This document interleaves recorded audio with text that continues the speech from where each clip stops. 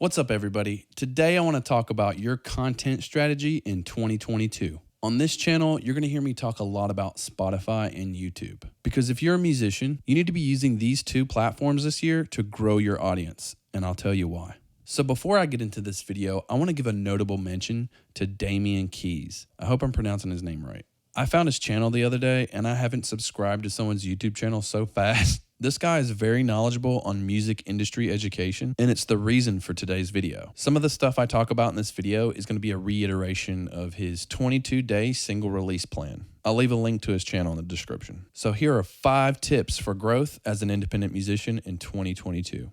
Number 1. Organic reach is back with Reels. Because of the induction of Facebook and Instagram Reels, TikTok, and YouTube Shorts, people are consuming short-form content at an exponential rate. It's the reason why Facebook and Instagram are paying people to post more Reels. Why is this important for independent musicians? Because now it's easier than ever to gain new listeners and supporters through short-form content. If you're saying to yourself, I don't have time to create content on top of what I already do, yes, you do. You have long-form content on YouTube that can be edited into short-form content. You can edit your videos down to 10 to 15 second clips and post them on Reels, TikTok, and Shorts. You can even use old videos that you've posted months ago or even years ago and start doing this today. This barely takes about 10 to 15 minutes of your time. After you condense your content down to short form and post it, make sure to link people to the full video in the link in your description or by a link tree in your bio. There's also another thing you can do. There's a really cool feature available to everyone on Instagram that lets you add a clickable sticker to your story posts to link off-site to whatever you want. This only works for story posts. You just input your link and make it say whatever you want. You don't need 10,000 followers or some crazy extensive workaround. This is easy peasy. Now, once you've done that, take that same post and post it to TikTok and YouTube Shorts, but you won't have the clickable link. You'll have to add text to the post in order to direct people to your song or your video. Another thing to do if you're posting about your new single or release is to use the same course or hook in each short form content post, but with a different visual. There's more on this topic in Damian's 22-day release plan, which I highly recommend you watch. Link in the description. I'll also mention, make sure your content is genuine and engaging. Don't just post something telling people to follow you or buy something. Create content that adds value or gives a solution to a problem. People are more likely to stay or support you if you've provided them value. Number 2, pinned posts. If you're on Twitter, Reddit, or WordPress, pin your most engaging content to the top of your pages. I don't mean spam subreddits or people's pages. This means to pin it to your actual profile within the platform and say something within the post like, check out my YouTube channel or listen to my new single. When you comment or interact on these platforms, people will click your profile and the first thing they see is going to be your pinned post. You want to drive that traffic to your new single or your YouTube video and get these things to show up on search engines like Google and Yahoo. This method takes time for the metadata to show up and to build these relationships within the platform, so be sure to leave your post pinned for as long as possible.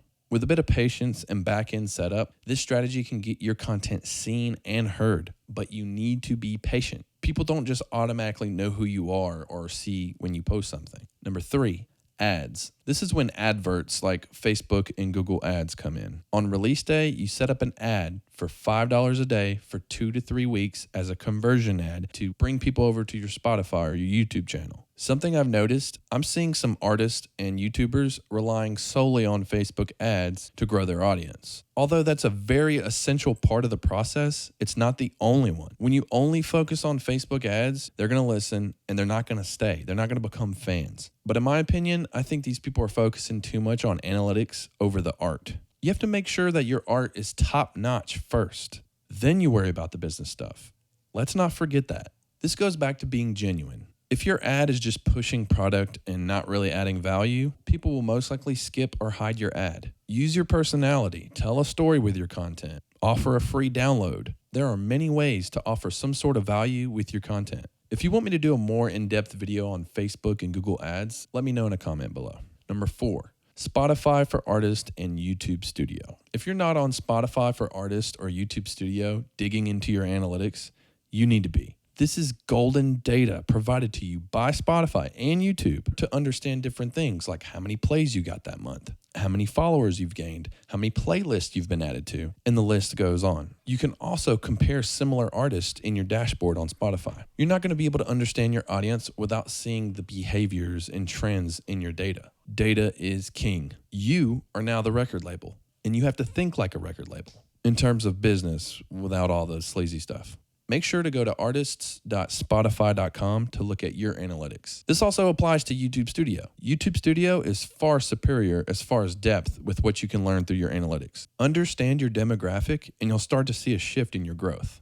Number 5, have fun. Don't make this into a mechanical process where all the life and the fun is sucked out of it because you care too much about the numbers. Posting content that shows your process in real time with genuine interactions goes a long way with your audience. Having fun also means responding to each comment. Go in depth with it instead of the "thanks for your support" reply. Really show some gratitude and reply with a more creative response. That's honestly the least you can do for someone that took the time out of their day for you.